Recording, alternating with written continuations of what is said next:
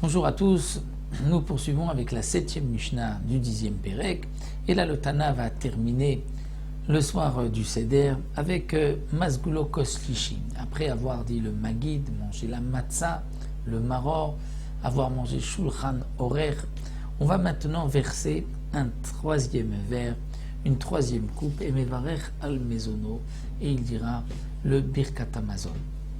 Révi. Ensuite, quatrième coupe, Gomer Alav et Hallel. Il terminera dessus le Hallel. Le Hallel doit être dit alors qu'il y a une coupe devant nous. Veomer Alav Birkat Hashir.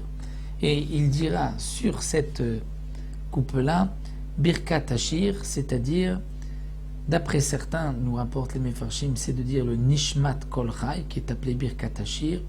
Et d'autres disent que Birkat Hashir, c'est le Yehalelucha qui se dit à la fin du Hallel, et nous avons l'habitude, nous, de dire les deux.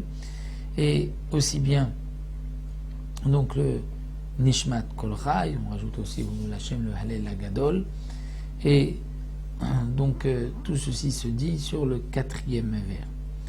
Le Tana termine Ben Akosot Alalou entre ces vers, entre les vers, le premier, le deuxième et troisième, si on veut boire, on peut boire.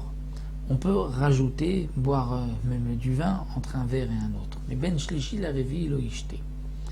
Mais entre le troisième et le quatrième, il ne faut pas boire, de peur que on va devenir ivre sous et qu'on ne pourra pas terminer le Hallel. Barthénora pose la question, mais pourtant pendant le repas on a certainement beaucoup bu. Il dit oui, mais tout ce que l'on boit dans le repas ne va pas nous rendre ivres, puisque le repas nous permet de garder avec le vin un équilibre, mais ce que l'on boit à la fin du repas, on risque d'avoir la tête qui tourne, de ne pas terminer le Hallel. C'est pour cela que le Tana nous dit, entre le troisième et le quatrième verre, on ne pourra pas boire pour que l'on puisse terminer le Hallel. Maintenant, on se retrouve avec la 8e Mishnah la prochaine.